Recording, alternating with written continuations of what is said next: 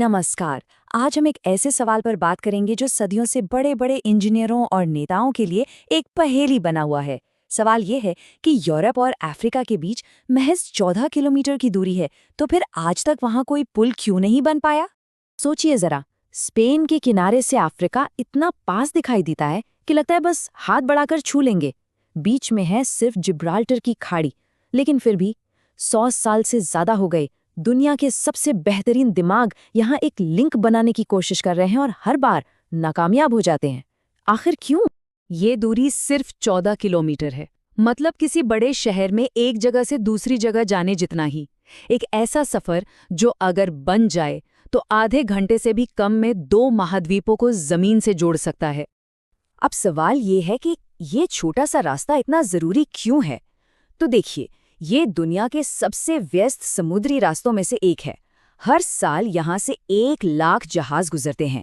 दुनिया का 1/3 तेल और गैस, आधा ग्लोबल ट्रेड और यूरोपियन यूनियन का तो 80% सामान यहीं से आता जाता है। मतलब ये वैश्विक व्यापार की एक तरह से लाइफलाइन है। तो चलिए इस कमाल की कहानी की शुरुआत करते हैं। और शुरुआत होती है कुछ ऐसे बड़े और कह सकते हैं कि लगभग फैंटास्टिकल आइडियाज से, जो इस खाड़ी को जोड़ने के लिए सोचे गए थे।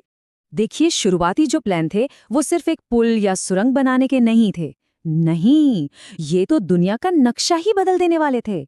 एक तरफ था एटलांट्रोपा प्रोजेक्ट, जिसका मकसद था जिब्राल्टर पर बांध बनाकर पूरे भूमध्य सागर को सुखा देना और एक नया सुपर कॉन्टिनेंट बनाना। और दूसरी तरफ एक तैरता हुआ ब्रिज शहर बनाने का आइडिया, जो जहाजों के आने पर पानी के नीचे चला जाए। मतलब कमाल की सोच थी। मतलब ये महत्वाकांक्षा देखिए, ये सिर्फ अफ्रीका से यूरोप जाने का रास्ता नहीं बनाना चाहते थे। नहीं, ये तो अपने आप में एक नई मंजिल, एक नया सिविलाइजेशन हब बनाने का सपना देख रहे थे। तो ये तो थे बड़े बड़े सपने, लेकिन कहानी में असली मोड़ तब आया जब इंजीनियरों ने समुद्र की गहराई में जाकर जमीनी हकीकत का पता लगाना शुरू किया। और यहीं से इस पहेली की पहली परत खुली। दूरी तो कम है, सिर्फ 14 किलोमीटर, लेकिन इस समुद्री तल पर कुछ बनाना लगभग नामुमकिन क्यों है? क्योंकि यहाँ की जमीन, मतलब समुद्र के नीचे की जमीन, एक ऐसी चुनौती है जो दुनिया में शायद ही कहीं और हो। अच्छा, इसको समझने के लिए जिब्राल्टर की तुलना इंग्लिश चैनल से करते हैं, जहां सुरंग बनी हुई है।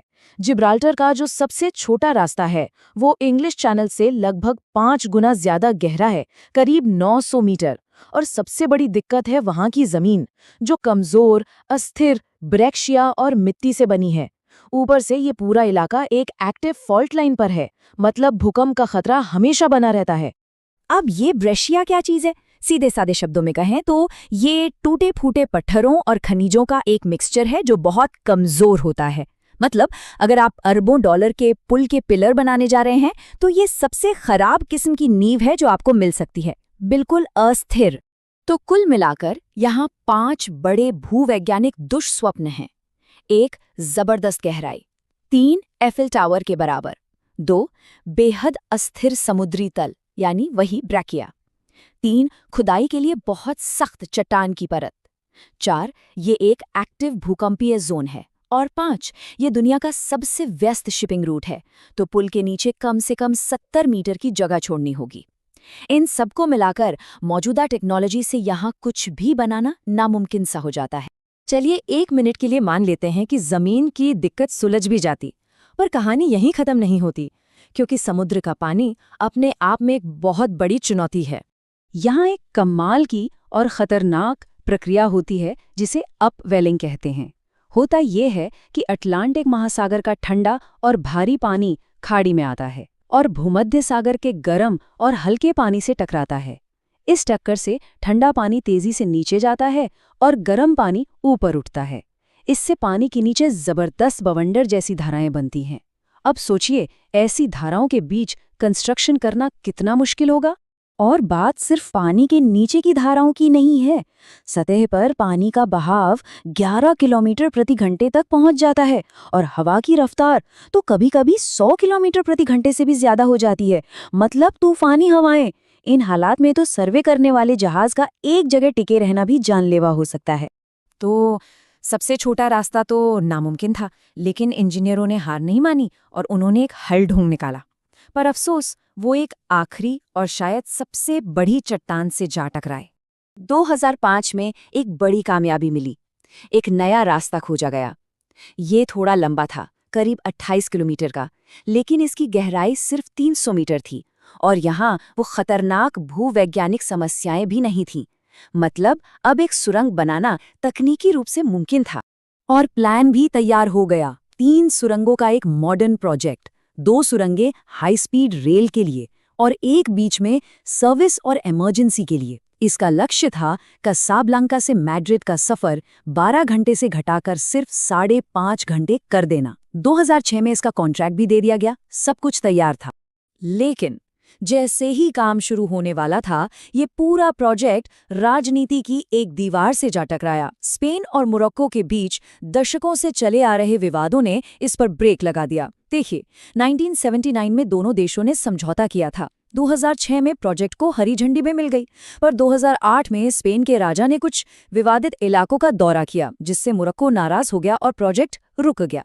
फिर 2020 में पश्चिमी सहारा के मुद्दे पर तनाव बढ़ा और प्रोजेक्ट फिर अटक गया और आज भी ये राजनीतिक गतिरोध की वजह से ठप पड़ा है।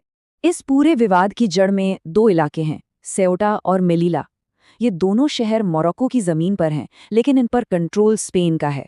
और यही वो मुद्दा है जो दोनों देशों के बीच लगातार तनाव की वजह बनता है और जिसने इस ऐतिहासिक प्रोजेक्ट को बार-बार पटरी से उतारा है। और यही हमें हमारे असली सवाल के जवाब तक ले आता है कि आखिर 1 सदी की कोशिशों के बाद भी ये लिंक आज तक एक सपना क्यों है। बात सीधी सी है, इंजीनियरों ने तो अपना काम कर दिया, उन्होंने जमीन और समुद्र की मुश्किलों का हल निकाल लिया है, लेकिन राजनेता अभी तक अपना रास्ता नहीं खोज पाए हैं। जो इंसानी चुनौती है वो अभी भी वहीं की वहीं है। तो आखिर में सवाल ये नहीं है कि स्टील और कंक्रीट का पुल कैसे बनेगा। सबसे बड़ी चुनौती तो भरोसे और कूटनीति की है। और सोचने वाली बात ये है कि इन दोनों में से कौन सा पुल बनाना ज्यादा मुश्किल साबित होगा। शायद समुद्र के पार पुल बनाने से पहले 2 देशों के बीच भरोसे का पुल बनाना ज्यादा जरूरी है।